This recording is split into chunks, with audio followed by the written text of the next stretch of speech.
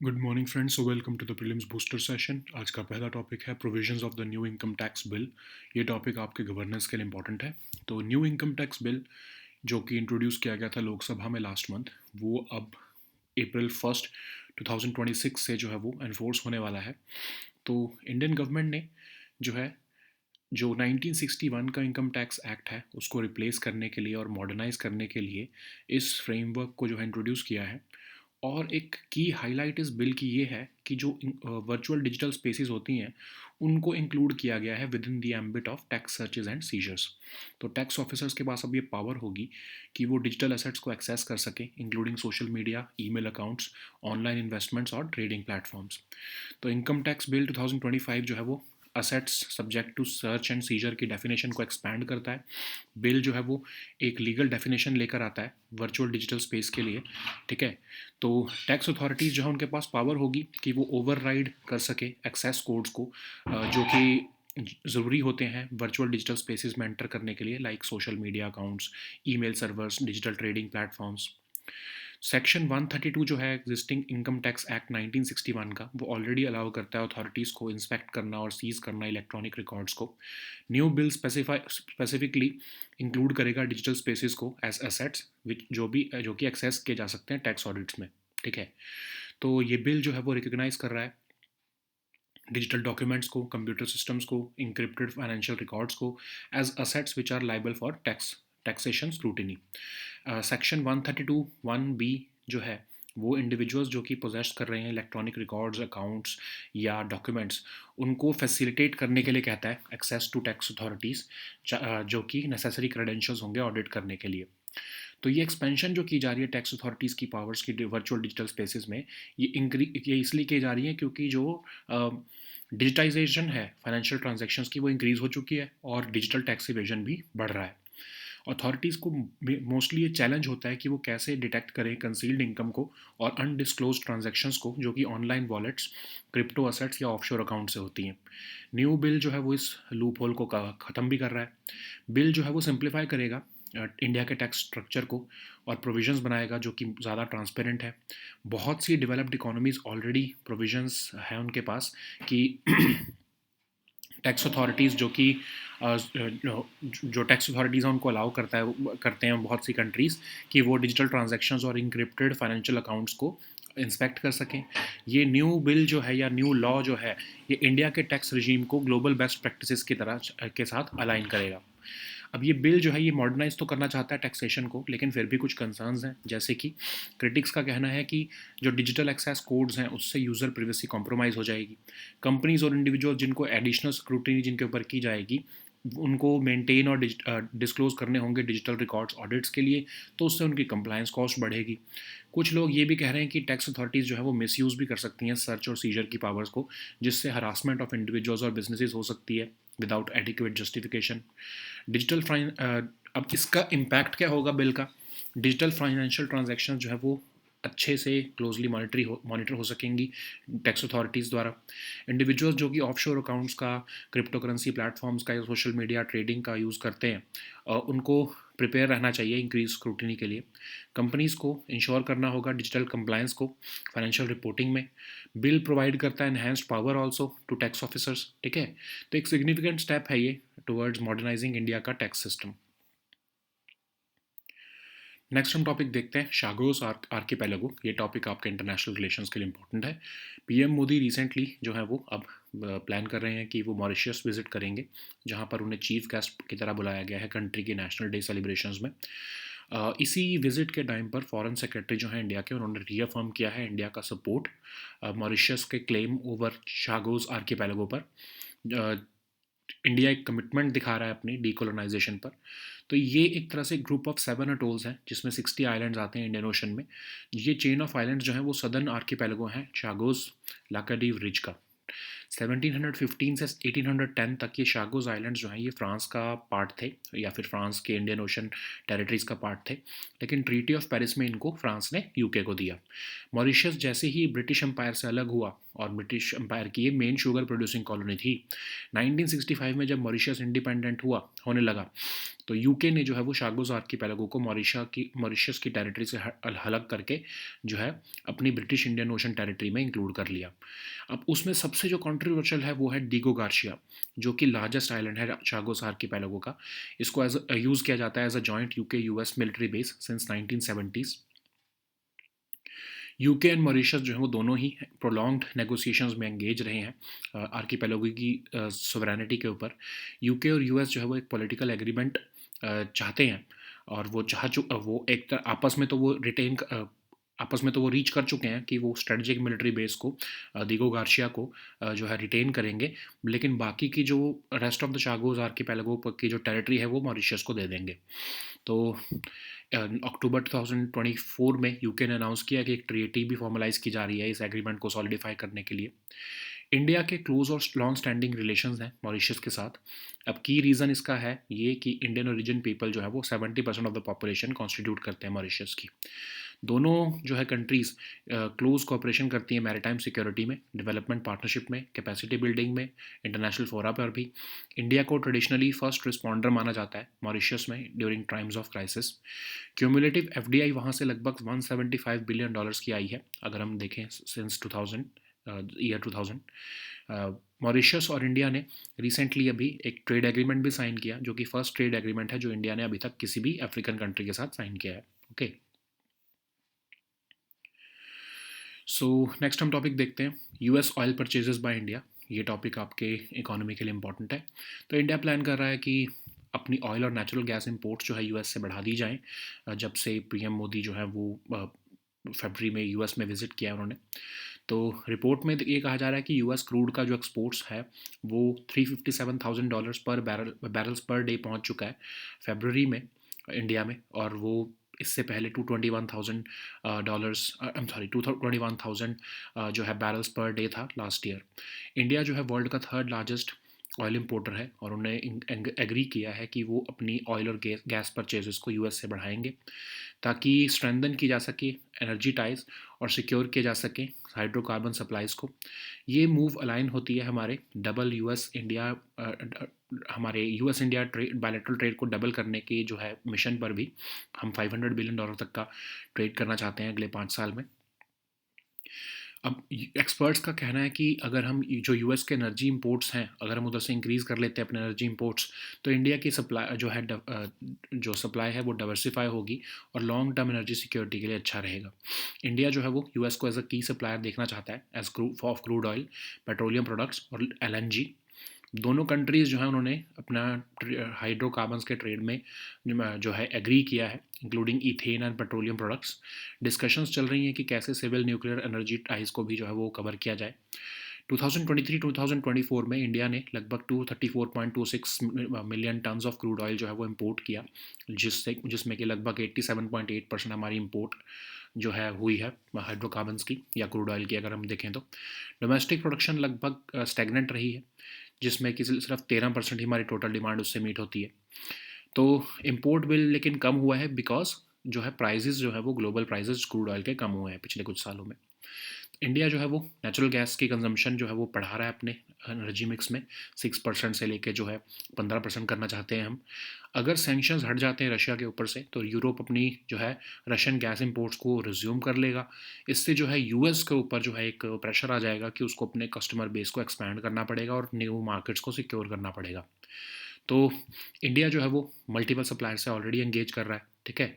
तो apart from Russia और middle east of course, Ukraine की वॉर जब से शुरू हुई है रशिया एक की क्रूड ऑयल सप्लायर बन चुका है इंडिया को, और डिस्काउंटेड प्राइस पर वो हमें जो है वो क्रूड ऑयल ऑफर करता है।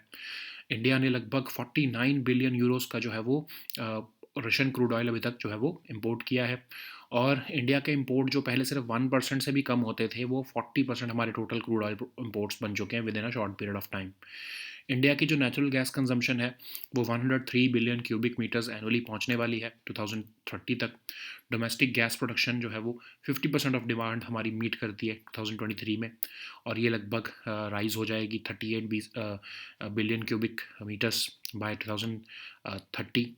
इंडिया फिर अभी भी जो है हेविली रिलायंट है एलएनजी इंपोर्ट्स पर, और 3 मेजर फैक्टर्स जो है वो हमारी एलएनजी डिमांड को जो है वो बढ़ा रहे हैं। पहला तो रैपिड की इंफ्रास्ट्रक्चर एक्सपेंशन हो रही है, दूसरा है रिकवर हो रही है हमारी डोमेस्टिक प्रोडक्शन, तीसरा है कि एक ईजिंग हो रही है ग्लोबल गैस मार्केट कंडीशंस में। ठीक है, नेक्स्ट हम टॉपिक देखते हैं India spice production. Topic economy के लिए इंपॉर्टेंट है। तो चेयरमैन जो है वर्ल्ड स्पाइस ऑर्गेनाइजेशन के, उन्होंने कहा है कि चाहे इंडिया सबसे बड़ा प्रोड्यूसर और एक्सपोर्टर है स्पाइसेस का, लेकिन सीजनिंग जो होती है, सीजनिंग मार्केट में का सिर्फ इंडिया 0.7% होल्ड करता है। तो इंडिया सिर्फ जो है $14 बिलियन की ये ग्लोबल सीजनिंग मार्केट है, उसका सिर्फ 0.7% होल्ड करता है, जबकि हम $4.5 बिलियन जो है वर्थ के ऑफ स्पाइसेस एनुअली एक्सपोर्ट करते हैं, और उसमें से सिर्फ 48% ही जो है वो वैल्यू एडेड प्रोडक्ट्स हैं। तो $10 बिलियन की अगर हमें इंडस्ट्री को टैप करना है 2030 तक, तो हमें होल स्पाइसेस से जो है वो सीजनिंग्स की तरफ जो है वो, या फिर स्पाइस ब्लेंड्स की तरफ या मेडिसिनल एक्सट्रैक्ट्स की तरफ मूव होना होगा, ट्रेड एग्रीमेंट्स करने होंगे, पेस्टिसाइड कंट्रोल को एनहेंस करना होगा, कॉस्ट को कम करना होगा मॉडर्न फार्मिंग के थ्रू या फिर प्रोसेसिंग मेथड्स के थ्रू। तो इंडिया अपने आप को ट्रांसफॉर्म कर सकता है, लार्जेस्ट रॉ स्पाइस प्रोड्यूसर से एक डोमिनेंट प्लेयर बन सकता है value added global seasoning markets में। तो वर्ल्ड स्पाइस ऑर्गेनाइजेशन क्या है? नॉट फॉर प्रॉफिट ऑर्गेनाइजेशन है, जो 2011 में कोची में बनाई गई, स्पाइस कैपिटल ऑफ इंडिया जिसको हम कहते हैं। तो ये स्पाइस इंडस्ट्री को फैसिलिटेट करती है। ये सोशल रिस्पॉन्सिबिलिटी प्रोजेक्ट्स भी जो है अंडरटेक करती है, जो कि इंडस्ट्री के लिए बेनिफिशियल हैं। ये इंटरेक्ट करती है ग्लोबल स्पाइस एसोसिएशंस के साथ ऑल्सो। ठीक है, तो ये टेक्निकल पार्टनर भी है all India spices exporters forum का। अब इंडिया जो है लगभग 1.5 million tons of spices annually produce करता है, जिसमें जो कि $4.5 बिलियन के एक्सपोर्ट्स हम मान सकते हैं इंडिया की तरफ से होते हैं।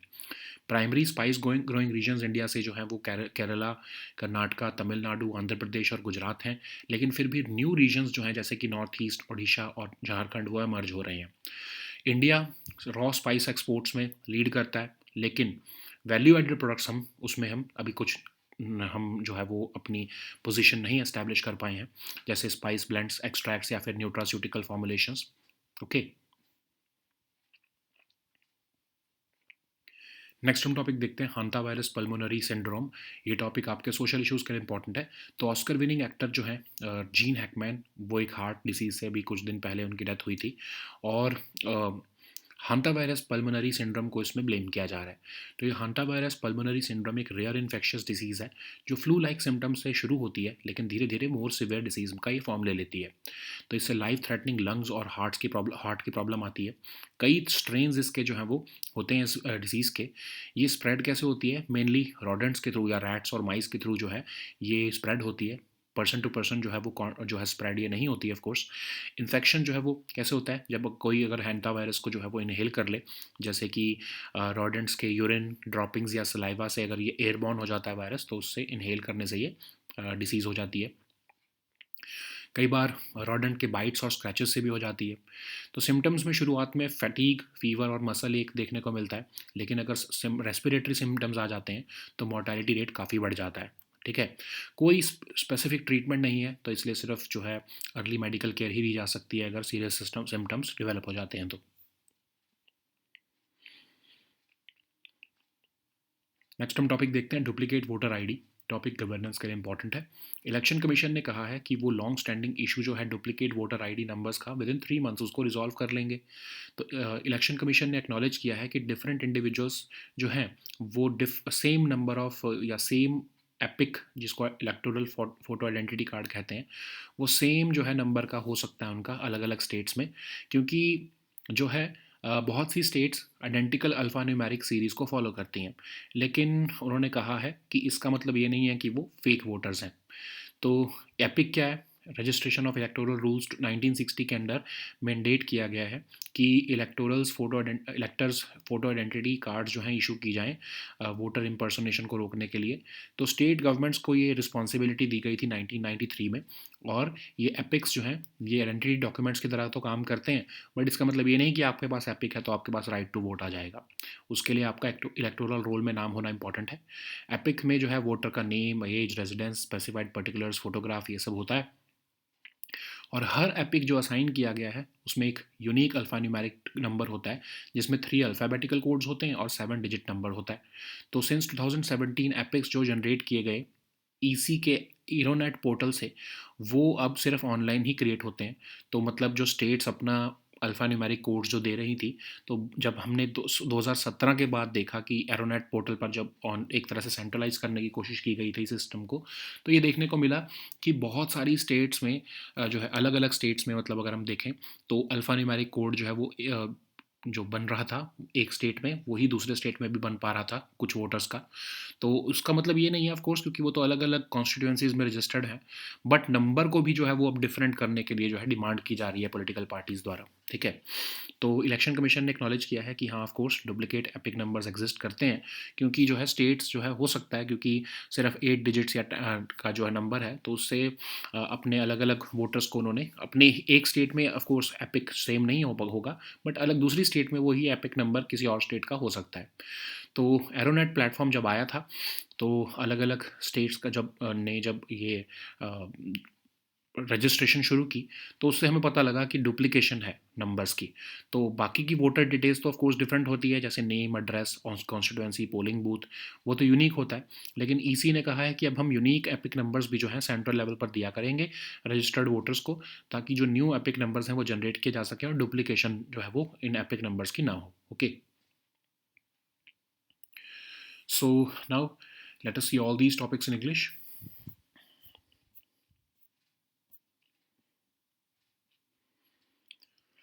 So the first topic is provisions of the new income tax bill.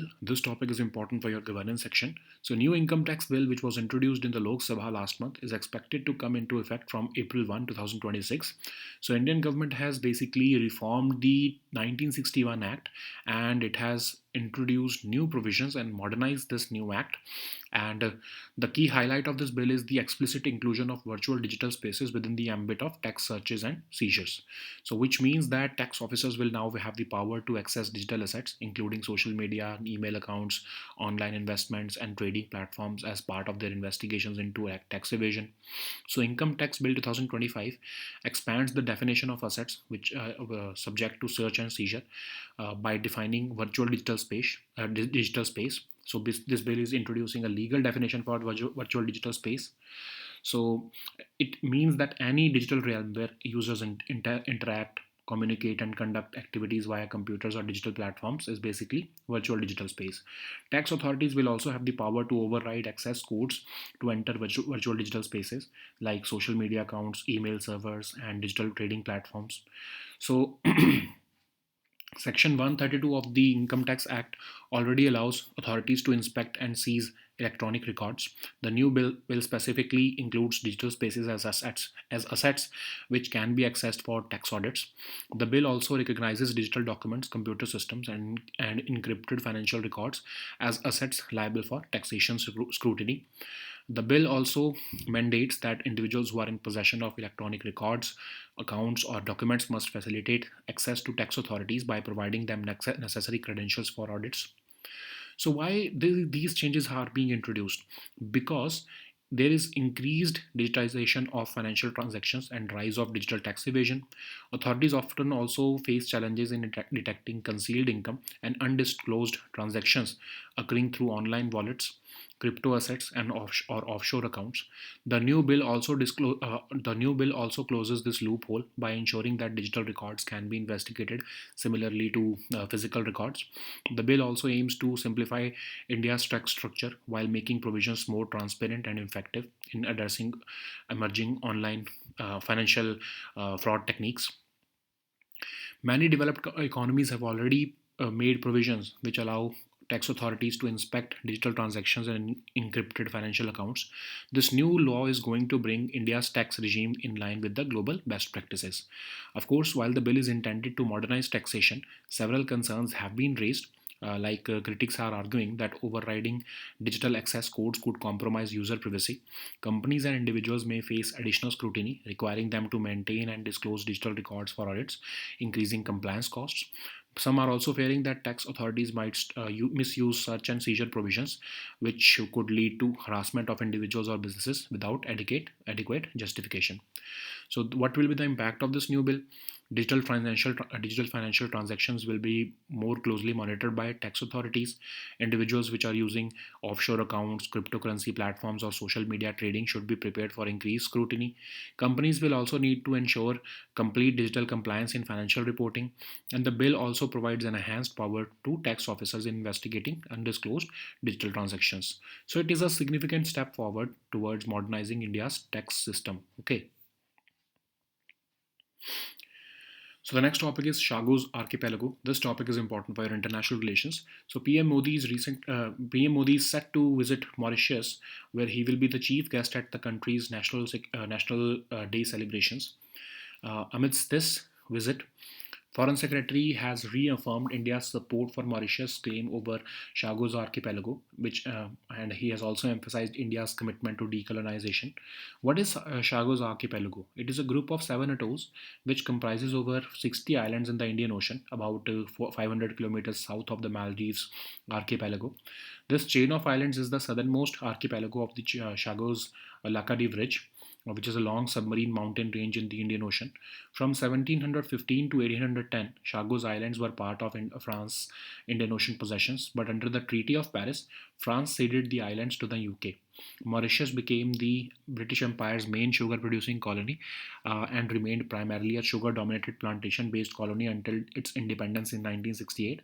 But before its independence, UK split off the Chagos archipelago from Mauritian territory so as to form the British Indian Ocean Territory. So Diego Garcia, which is the largest island of this Chagos archipelago, has been used as a joint UK-US military base since 1970s. So negotiations are on over the Chagos archipelago's sovereignty. UK and Mauritius have been engaged in prolonged negotiations over the sovereignty of these islands. UK and US have already reached a political agreement to retain the strategic military base, Diego Garcia, while restoring Mauritius sovereignty over the rest of the Chagos. Okay, so if we look at India or Mauritius relations, we have a close and long standing relations with Mauritius.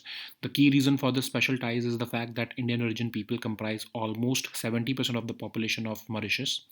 Both sides share uniquely close cooperation in maritime security, development partnership, capacity building, cooperation in international fora, vibrant cultural exchanges. India has traditionally been the first responder for Mauritius in times of crisis. Even if we look at economic cooperation, then cumulative FDI worth $175 billion has come from Mauritius to India since the year 2000. Mauritius and India recently in 2021 signed the Comprehensive Economic Cooperation and Partnership Agreement, which is the first trade agreement that has been signed by India with any African country. Okay. So the next topic is US oil purchases by India. This topic is important for your economy section. India is planning to increase its oil and natural gas imports from the US after PM Modi's meeting with President Trump in February. A report is showing that US crude exports to India reached 357,000 barrels per day in February, which is much higher than 221,000 barrels per day last year. India is the world's third largest oil importer, and it has agreed to increase its oil and gas purchases from the US. The aim is to strengthen energy ties and secure hydrocarbon supplies. This move is aligned with the efforts to double US-India bilateral trade to $500 billion over the next 5 years. According to experts, increasing US energy imports will enhance India's supply diversity and strengthen India's long term energy security. India aims to establish US as a key supplier of crude oil, petroleum products, and liquefied natural gas. Both countries have agreed to increase trade in hydrocarbons, including ethane and petroleum products. Discussions are also underway to cover the civil nuclear energy ties as well. India imported about 234.26 million tons of crude oil in 2023-2024 period, so which means that import dependence has risen to almost 87.8%, and domestic production remains stagnant at about 13%. So, but there is a fact that the import bill has fallen down because of the low crude oil prices in the recent years. India also aims to increase natural gas consumption from 6% to 15% of its energy mix. And if sanctions on Russia are lifted, Europe may resume Russian gas imports, which will prompt the US to expand its customer base and secure new markets. While strengthening energy ties with the US, India continues to engage with multiple suppliers. Since the Ukraine war, we have been trading in crude oil with Russia, and Russia has become a key crude oil supplier to India. And India has purchased Russian crude worth 49 billion euros in the third year of the conflict. Traditionally, we have been reliant on West Asia, but India's imports from Russia surged from less than 1% to almost 40% of our total crude oil imports within a short period of time. Why India is more demanding LNG? Because India's natural gas consumption is projected to reach about 103 billion cubic meters annually by 2030. Domestic gas production meets only about 50% of its demand, but it is expected to rise to nearly 38 BCM by 2030. India will still rely heavily on LNG imports, and three major factors are responsible for it. First is, of course, the rapid infrastructure and expansion of India, recovering domestic production, and as expected, of course, easing of global gas market conditions. Okay. So the next topic is India's spice production. This topic is important for our economy section. So chairman of the World Spice Organization has stated that despite being the largest producer and exporter of diverse varieties of spices in the world, India's share in the global seasoning market is just about 0.7%. So country exports $4.5 billion worth of spices annually, but only 48% of these are value added products.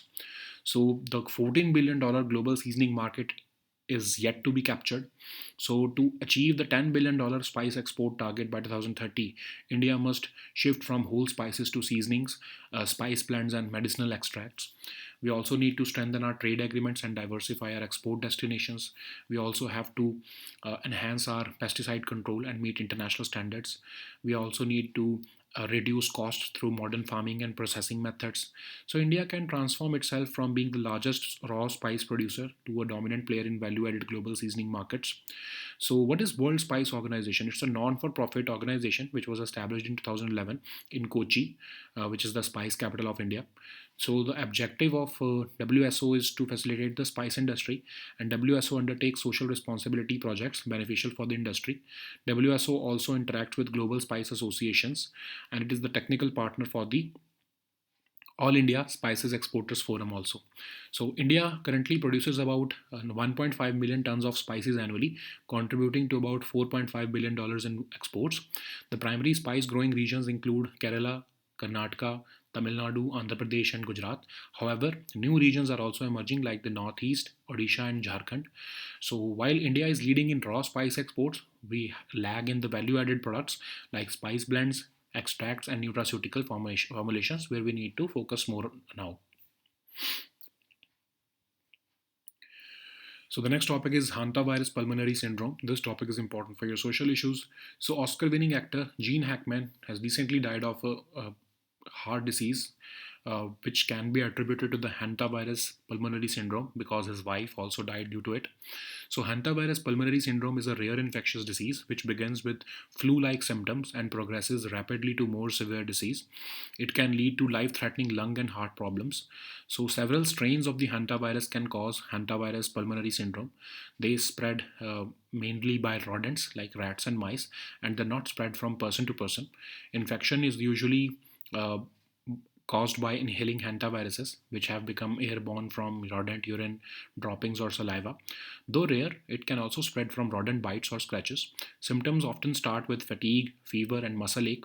If respiratory symptoms develop, the mortality rate is approximately 38%. Currently, we do not have any treatment for hantavirus infection, but of course, early medical care can help if serious symptoms or serious disease develops. So, the next topic is duplicate voter ID. This topic is important for your governance section. So, Election Commission has pledged to resolve the long-standing issue of duplicate voter ID numbers within 3 months. So, Election Commission has acknowledged that different individuals could share the same electoral photo identity card number because many states are using identical alphanumeric series, but EC has clarified that this does not indicate fake voters. So, what is EPIC? EPIC is basically a number or photo identity card issued by the state governments to registered voters since 1993, and epics serve as identity documents, but they do not grant the right to vote to the voters. So epic includes details like voter's name, age, residence, specified particulars including a photograph. And EC of manual on electoral rolls 2023 um, mandated that each epic is assigned a unique alphanumeric number consisting of three alphabetical codes followed by a seven-digit number. And since 2017, this process has been centralized because epics have been started to be generated through the EC's at Aeronet portal, and it can only be created online. So what was found that since 1993 these epic numbers have already been generated, but we found that there were similar numbers in different states. Okay, so for example, an eight digit number was there in Punjab, and then the same eight digit number was also there in Madhya Pradesh. But it does not mean that these are fake voters. They could be these numbers could be same, but of course their identity or their name, their assembly seat, or the constituency seat or polling booth were different, of course. But the prominent political party is alleging that many voters have the same epic number. So the election commission has acknowledged the existence of duplicate epic numbers, and it has said that before the introduction of this platform, different states were using the alphanumeric series for epics, which led to duplication. However, other voter details are still unique. So EC has emphasized that an elector can only vote at only the designated polling station. And to address even the concerns of the political party, EC has assured that unique epic numbers would now be assigned to all registered voters across India, and these new epic numbers will be issued to those who are affected by duplication. Okay, so these were our topics for today. We'll meet next time with new topics. Until then, goodbye and take care.